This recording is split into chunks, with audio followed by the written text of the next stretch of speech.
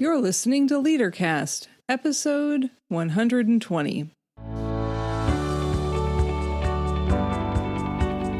Welcome to LeaderCast, Transforming Missions podcast with Tim Bias and Sara Thomas, providing you with insights and resources you need to lead a movement of Jesus followers. Okay, raise your hand if you want the COVID-19 pandemic to be finished. You can't see us, but we're raising our hands too. But Sara, it's not over. And unless you're listening to this episode sometime in the future and you look back on this time, this is far from over. So today we want to invite you to pause and consider 4 questions. Now, you might not have an answer to the 4th question yet, and that's okay, but we want to look at these 4 questions today. So before we get to the questions, let me remind you that you can find show notes for this episode at transformingmission.org/120.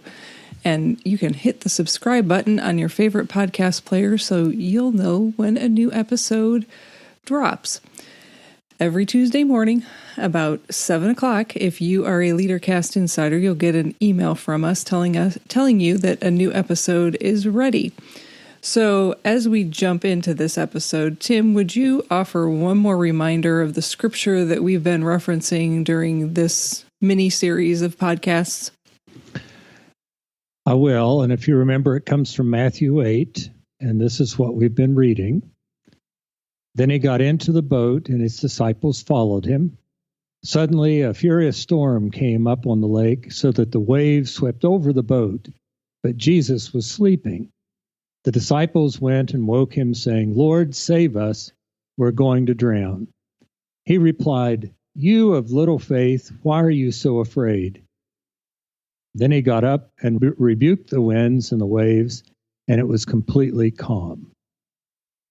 Now, Sara, what are we going to explore during this episode? The reckoning, the rumble, and the revolution. I think she might be calling us to task. No, I promise I'm not. We're simply going to explore today how courageous, faithful leaders learn from their mistakes, their failures, and their missteps. We're going to offer a few examples from our own lives. So, Tim, let me ask you something. Have you done everything absolutely perfectly in leadership through this pandemic? Well, sure I have. Sara, you know that I haven't. I can think of several things, but one of them that comes to mind that I'm still playing over is that I recorded a sermon several weeks ago for one of our congregations and worked hard at having the lighting correct and recorded it on the phone and had to do it a couple of times because, well, one time I had the phone set the wrong way, and another time, it wasn't that the sermon was bad. That's my opinion. But everything I was doing with the video didn't work. So, yes, I've made several mistakes. That one with technology. Now, let me ask you, those of you that are listening, have you done everything perfectly through this pandemic? Likely the answer is no. You've recorded videos with multiple takes, like Tim just mentioned. You've stumbled through technology. You struggled to get email and phone chains together. You're back using snail mail, and it has you overwhelmed, out of sort, and longing for the day when you're no longer a media producer, but can stand in the pulpit and see the faces of the people in your congregation seated in the pews. Or you're seated in the pews, longing for the day that you can hear a sermon amongst the gathered community. Sound kind of familiar? That's what we're going to have a conversation about today. So the first question then is, what did you feel like when you didn't know how to do something? When you made a mistake? And Sara, can I answer that for myself first? So we've turned to Tim interviewing himself. Yes, please go ahead. I've done this often through my life, but this is what happened. Kicked into a default mode. I felt foolish. I felt incompetent. One of them I've picked up recently is I'm too old for this. Ultimately, I felt determined, but in the midst of getting to that point, I just felt like I wasn't equipped and couldn't do this very well. So here's the second question. What's the story you were telling yourself in that moment? Well, I began by saying, well, I'm too old to do this, and why do I have to learn new ways to do it? Why couldn't I be someplace where somebody else could be doing all this recording? And so what I'm telling myself is at that point that I'm not equipped. I'm not good enough or equipped well enough to do what I was doing. Now that I've gone through my long answer, what did you feel like when you didn't know how to do something, when you've made a mistake? Well, I hate to use technology as an example again, but when this pandemic hit and the stay-at-home orders came into place, Tim, you and I decided that on a regular basis we would go live on Facebook. And I've known how to go live on Facebook, but to bring two of us in, there's a program that we use and there's lots of moving pieces. And it seems like every single time there has been something that has happened with the sound. One time Tim's mic is echoing and then there's a hiss or a buzz and then there's silence. It feels like there's a dance. But the emotion that I feel is frustration because I want people to be able to hear. And I get to the point that I'm thinking, is that really too much to ask? That I just want people to hear. So what's the story you've been making up? The story that I make up, and it's my go-to story that whoever is on the receiving end, in this case on Facebook, the people watching think we're inept, incompetent, unable to live stream. That's pretty harsh. Welcome to my world. I'm not good enough. I'm not smart enough. I'm not fill in the blank enough. For me, that's what I would call my go-to shame story. I said the same thing when I ran out of thread trying to make masks over the weekend. Who runs out of thread when they're sewing? I do. And so the stories that we make up, let me just pause here and say that what Tim and I have just shared with you, we all have these stories. And I talked to you about my go-to shame story. Those of you who are listening, you have a go-to story as well, and it's likely the same story. You heard Tim say when he was answering that question that he's recently added a new chapter to the story that he goes to. I'm too old for this. We often go to those same stories, and these questions are meant to raise our awareness so we understand what is happening in that moment and can learn from what we're experiencing. So I think Tim's going to move us on to the next question. Yeah, the next question would be, what's the truth then? If you're telling yourself a story, what's the truth? Well, the truth of our Facebook Lives was that people were kind and helpful in letting us know when there were problems. And really, it was just a couple of seconds in most cases, and it wasn't a big deal. So why focus on the whole idea of doing a live stream? And most of them were about 40 minutes and acting like people couldn't hear the entire time when really it was, 10 seconds here, 2 seconds there. That's the truth. And in the end, I mean, people were sending me text messages and were commenting, hey, Tim's echoing, or Sara, we now can't hear you. So people were helpful and they were kind. There was nobody who was saying, these two, what do they think they're doing? How about you? What's the truth of your story from recording those sermons? Well, we got the link sent to the people that needed it. It was used. I got responses back from people that said they appreciated the sermon. They didn't say they liked the video, but they did appreciate the sermon. So people were patient. They were kind with me and even generous in sharing what they had experienced. So the final question. That's right. We had 4 questions, and this might be the one that's difficult to answer at this point. But what's the brave new ending? We make up a story, we know the truth, but what's the brave new ending? Yeah, and this is really where hitting the pause button to ask yourself the question, how do I really want to think about this? How do I really want to feel about what I'm experiencing and what is happening? And while I shared an example with you from going live on Facebook, part of what has happened for me, I'm not yet answering your question, I will get to it. Part of what's happened as we've continued to journey through that week after week is I just expect some tech glitch to happen now, because there are so many moving pieces when it comes to going live, and there's so many different pieces of technology that mistakes are going to happen. And I think part of what I appreciate about going live is that nobody expects that to be perfect.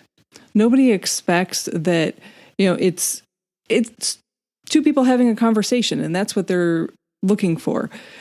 It's called being human. So my brave new ending is that I would be just as kind and generous and loving to myself as other people are towards me. And at the end of the day, the question that you've heard Tim and I ask often on this podcast is, are we doing the best we can? Absolutely, we're doing the best that we can. And so that's what my brave new ending would be. That's going to be a lifelong journey for me, because it's not just about the technology. That's the new chapter that needs to be written for me. How about for you, Tim? What's your brave new ending?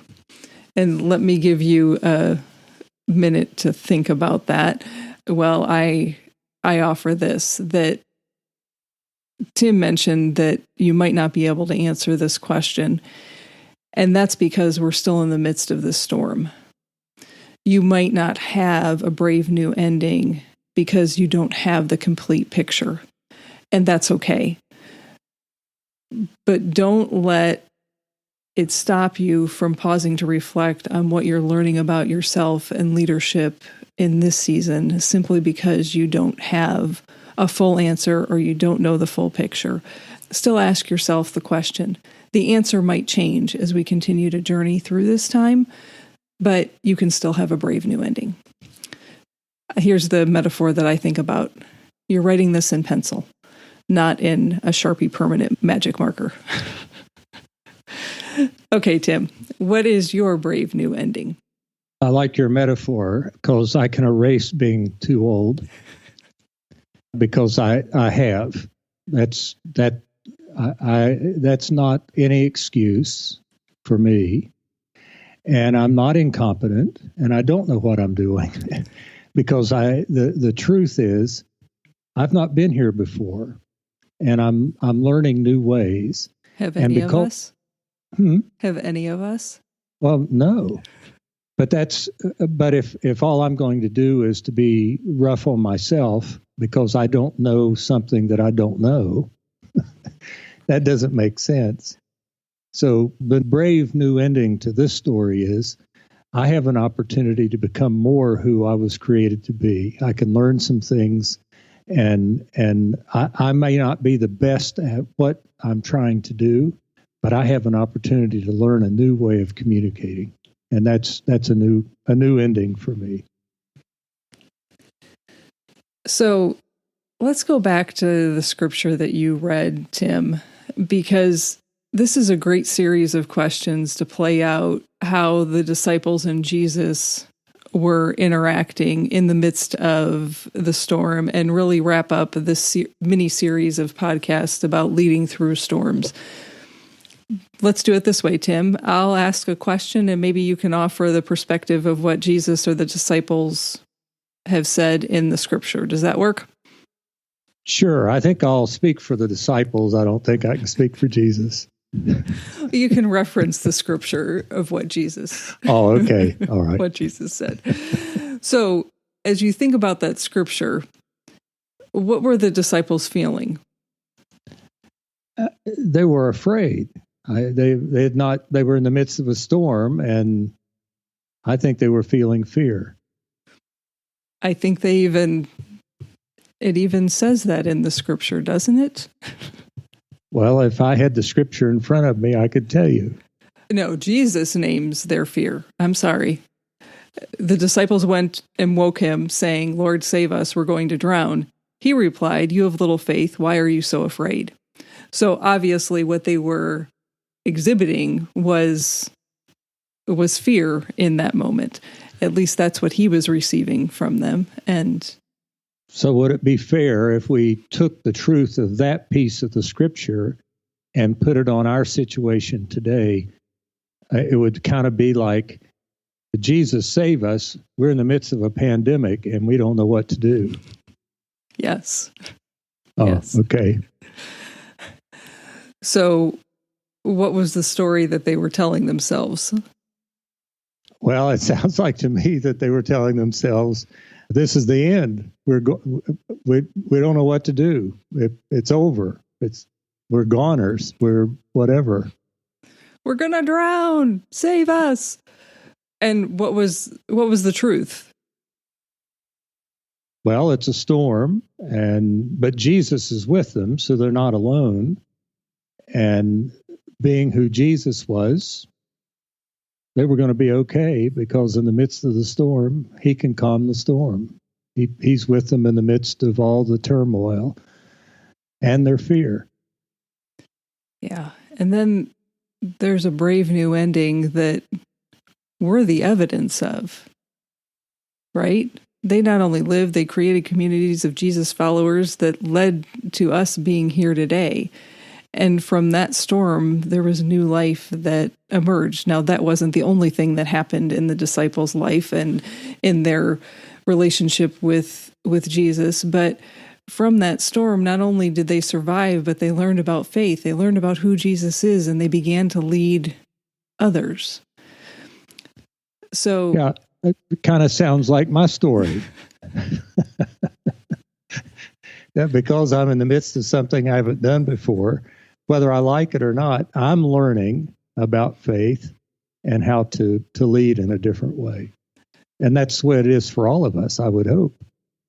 I guess the whole point that I'm trying to make here with this episode is the reckoning, the rumble, and the revolution is an invitation that in this time that we are living through, as we continue to lead people through this season, it's an opportunity for us to grow in our faith. It's an opportunity for us to encounter Jesus in new ways. It's an opportunity for us to practice leading people in a new way, in ways that we haven't been asked or needed to lead.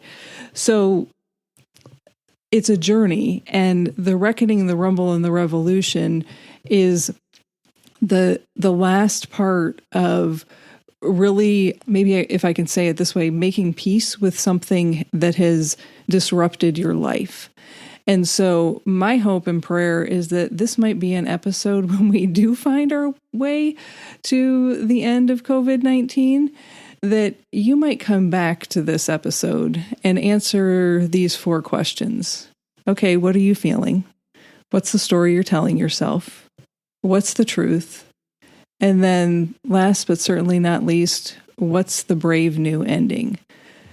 The reckoning, the rumble with the reckoning and the rumble with what you're feeling and the difference between the story you're telling yourself and the truth. That's where the revolution comes. The revolution comes when we can write a brave new ending because we've made it to the other side of the lake, to use our scripture, or to use the metaphor that I was using. We can grab the Sharpie marker because we're confident of the permanent nature of what we're going to say. We've weathered the storm. We've learned to encounter those 4 questions with depth and over time. And so on these past 5 episodes, we've walked with you through questions and topics to help you lead through this storm with courage. We didn't call it courage, but that's exactly what it was. Because courage building is a process.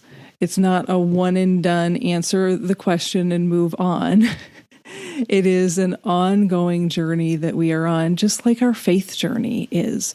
And so my hope is that these last 5 episodes gave you a chance to hit the pause button and consider what's happening in your life and leadership during a crazy storm that's happening in all of our lives.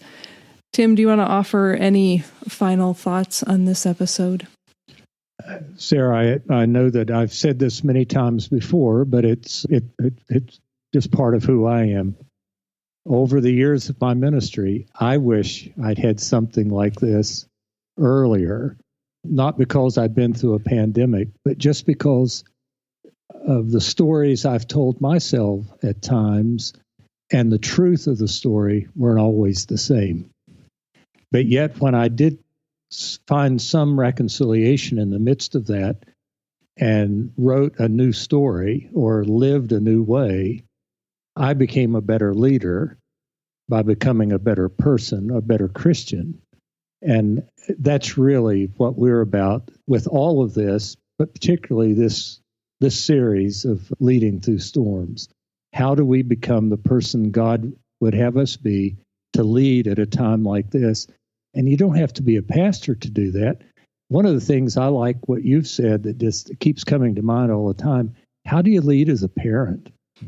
How do you, and parents have had to lead in different ways through this.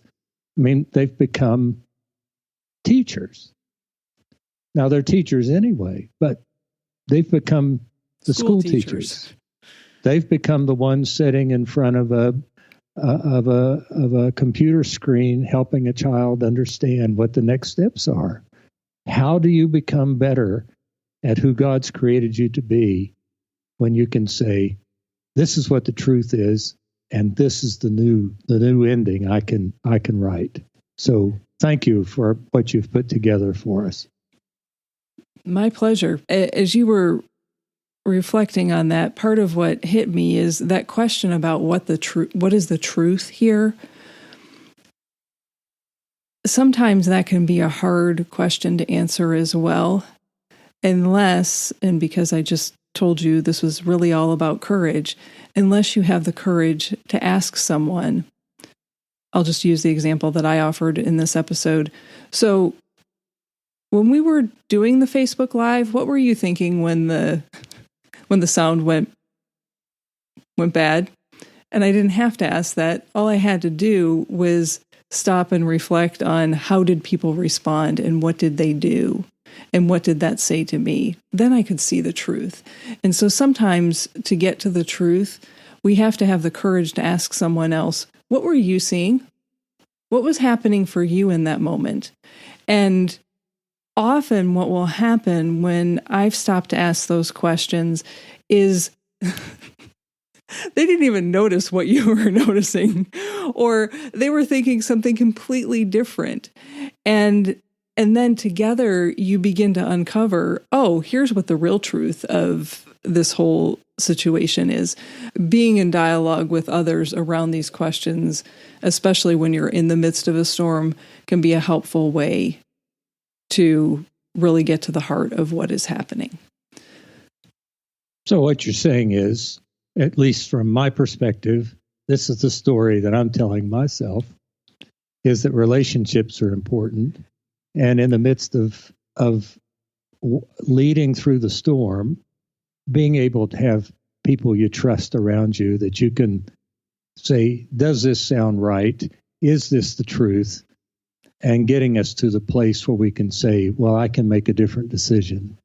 Yeah, and I think there's something really powerful, even as I was preparing this episode and then as we were recording it, when we say out loud the story that we're making up, what happens in my mind, oh, that's not true. And immediately you hear how crazy it is of what you're saying to yourself. And so whether it's writing it down or talking with someone else, there's something powerful about naming it. Then we can recognize that it's not the truth and ask the question, okay, what is the truth? And how do you want the story to end? What's that brave new ending? That all makes sense to me. And so with that, we'll say goodbye for now and remind you that you can find the show notes for this episode at transformingmission.org/120. Now go lead a movement of Jesus followers. Bye for now.